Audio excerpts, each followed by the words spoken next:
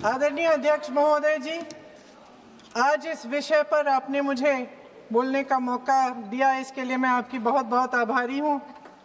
ये वो विषय है जो देश की हर महिला के दिल का ही विषय है, इसलिए आज इस पे बोलने का मौका मिले, इसके लिए मैं आपकी फिर से आभारी हूँ। इस विषय का एक छोटा सा बैकग्राउंड बताना चाहती हूँ, क्योंकि प्रधानमंत्री महोदय जी ने अपने भाषण में काफ़ी जिक्र किए कि किसने रोका, कैसे रोका, 30 सालों से कैसे ये निर्णय रोका गया।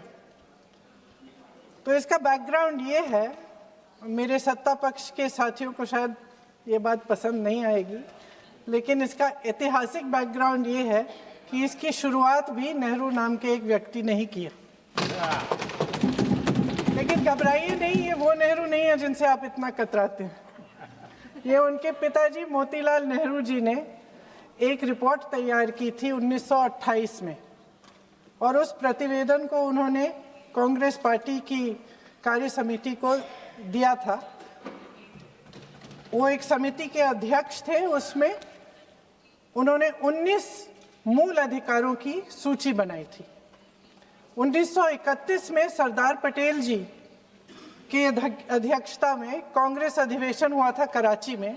उस कराची अधिवेशन में इस प्रस्ताव को पारित किया गया और वहीं से ये शुरुआत हुई कि महिलाओं का समान अधिकार हमारे देश की राजनीति में शामिल हुआ। उसी समय 1 वोट 1 सिटीजन 1 वैल्यू का सिद्धांत भी हमारी राजनीति में स्थापित हुआ। आपको ताज्जुब होगा ये जानकर कि जबकि इस सिद्धांत की वजह से हमारे देश में महिलाओं को वोट देने का अधिकार आज़ादी के पहले दिन से मिला, अमेरिका जैसे देश में ये अधिकार उन्हें इस अधिकार के लिए 150 साल इंतज़ार करना पड़ा, संघर्ष करना पड़ा। हमारे देश की राजनीतिक व्यवस्था में महिला आरक्षण लागू करना भी दुनिया में एक ऐसा ही अनोखा कदम था। पंचायतों और नगर पालिकाओं में 33% आरक्षण का प्रावधान भी भारतीय राष्ट्रीय कांग्रेस की सरकार ने स्वर्गीय राजीव गांधी जी के नेतृत्व में सदन पटल पर पहली बार पेश किया, मगर उस समय ये प्रावधान पारित नहीं हो पाया। आज आदरणीय प्रधानमंत्री महोदय जी ने भी इसका जिक्र किया, लेकिन हमेशा की तरह उन्होंने आधी बात बोल दी। उन्होंने कहा, सदन को ये बताया कि विरोध करने वाले कौन थे, उन्होंने ये नहीं बताया। उन्होंने कहा कि इसका विरोध हुआ, कौन किसने विरोध किया और नहीं बताया। विरोध तो आप ही ने किया था, भाजपा ने। कुछ सालों बाद स्वर्गीय श्री पीवी नरसिम्हा राव जी के नेतृत्व में कांग्रेस सरकार ने इस कानून को सदन में पारित करके लागू किया।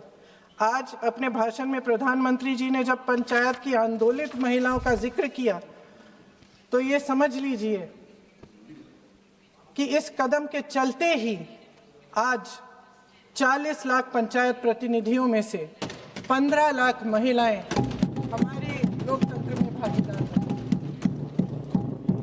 2010 में स्वर्गीय प्रधानमंत्री डॉक्टर मनमोहन सिंह जी और यूपीए की अध्यक्ष श्रीमती सोनिया गांधी जी के नेतृत्व में कांग्रेस पार्टी ने लोकसभा और विधानसभा में महिलाओं को आरक्षण देने का फिर से प्रयास किया।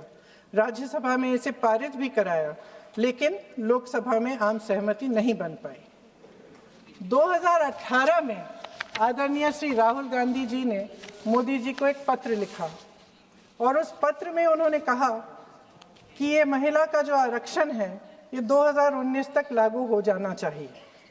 मुझे लगता है कि यहाँ आकर प्रधानमंत्री जी राहुल जी का मजाक तो बना लेते हैं, लेकिन घर जाके उनकी बातों पर गौर करते हैं, क्योंकि हम आज उसी बात पर चर्चा कर रहे हैं।